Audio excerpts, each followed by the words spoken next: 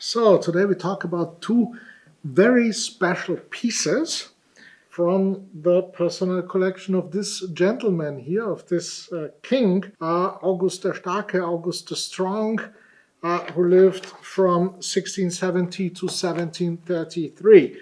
Both pieces are from his personal collection, and they come up at this auction in October 16, 2025, Fine Asian Art.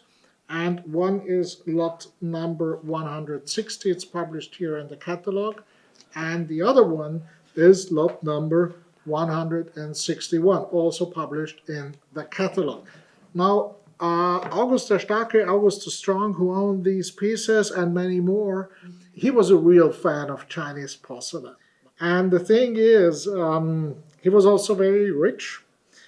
Because Saxony was incredibly wealthy back in the day, and he had his own imperial workshops that did a lot of things for him. If you go to Dresden, which was the capital back in the day, you go to the Staatliche Kunstsammlungen and the Grüne Gewölbe, you see a huge array of artworks that were made. I can really recommend the trip. It's very one of the best museums in the world. And you can see what they did back in the day under August the Strong's guidance. Now, when August the Strong came across Chinese porcelain, he went mad and he said, why can't we do these things? And he started to collect it. And it was coming over from China, and he eventually found out that kaolin, which is the material that is essential for the production of the white gold, porcelain as it was called back in the day, there was a pretty strong deposits in the area of Meissen, which was part of Saxony, and it still is, by the way. You guessed it by now, he was also the person who started porcelain production in Meissen, the world's most famous porcelain manufacturer today. Meissen near Dresden in Saxony. But he loved Chinese porcelain because it was so fine and refined, and the quality of the whiteware was so exceptional. We're talking about the late Kangxi and early Yongzheng era. Those are Yongzheng pieces from 1725 to 1730. The thing about all the August pieces is that they have certain engravings to the base. They are called Joanneum's marks. The reason why they have these inventory marks is because long after August passed away, most of the pieces, at least the most important ones, were transferred to Austria by the Habsburgs, to Graz, to the Joanneum Museum. And that's where those numbers were engraved, and that's why these porcelains are called the Joanneum porcelains or the Joanneum mark porcelains, which has nothing to do with August, because he was long gone by that time.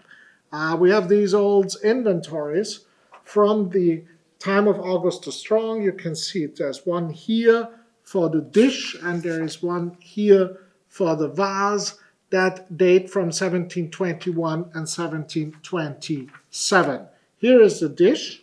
Yeah, we'll start with this one. It's quite spectacular. It's a famille rose dish, the largest of this group. They exist in numbers, in smaller ones. The large ones are very rare. And what is even more rare is when they have this beautiful subject of Maku holding a gilt lingji and with the blossoming prunus tree on top of her, and the boy next to her carrying a bag on a lingji staff above his shoulder, and also accompanied by a deer on her right side. This is all painted in high relief in brilliant enamels with exceptionally fine detail. This dish is in perfect condition. It has some surface rubbings, but otherwise the enamels are extremely well preserved. There's no restoration, there's no cracks, there's nothing. This is just absolutely perfect. Look at the back side. You have the Joanneum's mark impressed here and an old collector's label. This is, of course, very large in size. It has 44 centimeters in diameter, almost half a meter.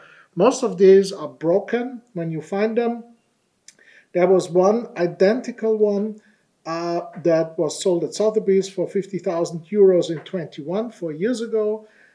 This one was previously at Lion & Turnbull a couple of years ago, where it sold for 59,000.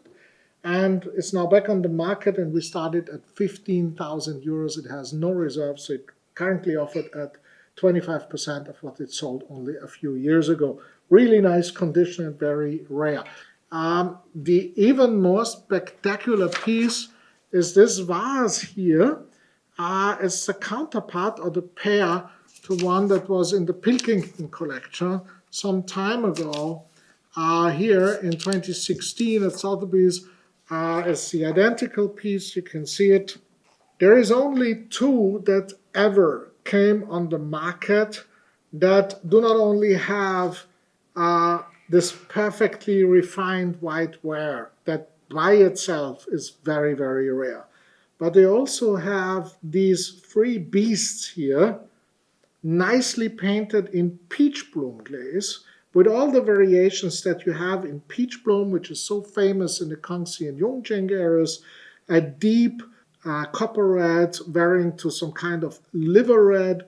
You have it here. Then they made the eyes in cobalt blue, which they had at the time, which is a really nice detail, but it's very, very difficult to fire cobalt blue together with peach bloom. Temperatures are different. Cooling down will turn the copper into all kinds of colors, but not the one that you want to achieve. So it gets tricky. And on top of that, they painted the animals here, the mythical animals, all three of them, in almost excessive gilding. There's a lot of it, and it's really nicely painted, as they did in these days. Yeah, of course, it's worn off in like 99% of the pieces that have been on the market ever since.